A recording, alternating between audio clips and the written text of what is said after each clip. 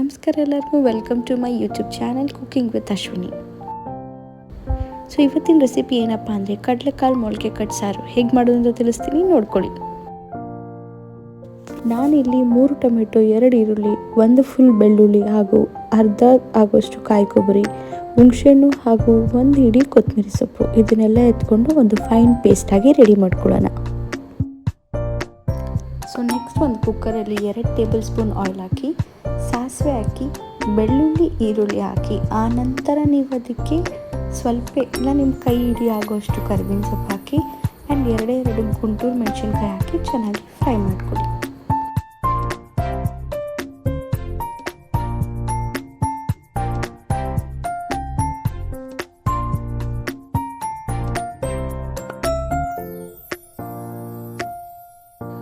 ಈರುಳ್ಳಿ ಫ್ರೈ ಆದಮೇಲೆ ಇಲ್ಲಿ ನೀವು ಮೊಳಕೆ ಕಟ್ಟಿಟ್ಕೊಂಡಿರೋ ಕಾಳನ್ನ ಹಾಕಿ ಚೆನ್ನಾಗಿ ಮಿಕ್ಸ್ ಮಾಡ್ಕೊಳ್ಳಿ.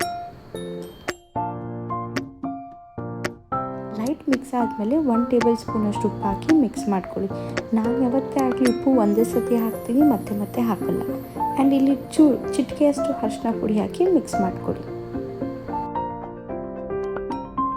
ಚೆನ್ನಾಗಿ ಮಿಕ್ಸ್ ಆದಮೇಲೆ ನೀವು ರುಬ್ಬಿಟ್ಕೊಂಡಿರೋವಂಥ ಮಿಕ್ಸರ್ನ ಇದರಲ್ಲಿ ಹಾಕಿ ಸ್ವಲ್ಪ ನೀರು ಸೇರಿಸಿ ಮಿಕ್ಸ್ ಮಾಡ್ಕೊಳ್ಳಿ. ಸೊ ಇದಕ್ಕೆ ನಾನು 2 ಆಲೂಗಡ್ಡೆ, 1 ಬದನೆಕಾಯಿ ಕೂಡ ಹಾಕಿದ್ದೀನಿ. ಇದನ್ನು ಕೂಡ ನೀವು ಚೆನ್ನಾಗಿ ಮಿಕ್ಸ್ ಮಾಡ್ಕೊಳ್ಳಿ. ಈಗ ನಾನು 1 ಟೇಬಲ್ ಸ್ಪೂನಷ್ಟು ಧನಿಯಾ ಪುಡಿ, ಸಾಂಬಾರು ಪುಡಿ ಹಾಗೂ ಚೂರು ಅರಿಶಿನ ಹಾಕಿದ್ದೀನಿ ಇದರಲ್ಲಿ. ಸೊ ಇದನ್ನು ಒಳ್ಳೆ ಮಿಕ್ಸ್ ಕೊಟ್ಕೋಬೇಕು. 1 ಗ್ಲಾಸಷ್ಟು ನೀರು ಹಾಕಬೇಕು, ಬಿಕಾಸ್ ಈ ಸಾಂಬಾರು ತೆಳುವಾಗಿದ್ದಷ್ಟು ಟೇಸ್ಟ್ ಜಾಸ್ತಿ ಇರುತ್ತೆ.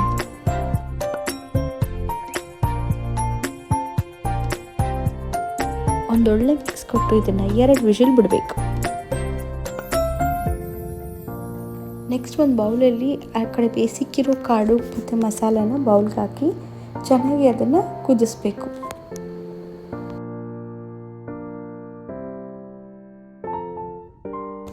ಸಾಂಬಾರು ಚೆನ್ನಾಗಿ ಕುದಿ ಬಂದಮೇಲೆ ಇದ್ರ ಮೇಲೆ ನೀವು ಕೊತ್ತಂಬರಿ ಸೊಪ್ಪು ಹಾಕಿ ಗಾರ್ನಿಷ್ ಮಾಡ್ಕೋಬೋದು.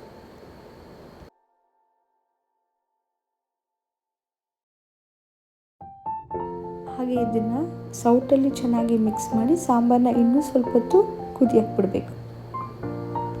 ಸಾಂಬಾರು ಈ ಥರ ವಾಟ್ರಿ ಕನ್ಸಿಸ್ಟೆನ್ಸಿಲಿ ಇದ್ದರೆ ಟೇಸ್ಟ್ ಚೆನ್ನಾಗಿರುತ್ತೆ. ನೋಡಿದ್ರೆ ಎಷ್ಟು ಸಿಂಪಲ್ಲಾಗಿ ನಮ್ಮ ಕಡಲೆ ಮೊಳಕೆ ಕಾಳು ಸಾರು ರೆಡಿ ಇದೆ. ಸೊ ಇದನ್ನ ಟೇಸ್ಟ್ ಮಾಡಿ ಹೇಗಿದೆ ಅಂತ ಹೇಳಿ. Thank you so much.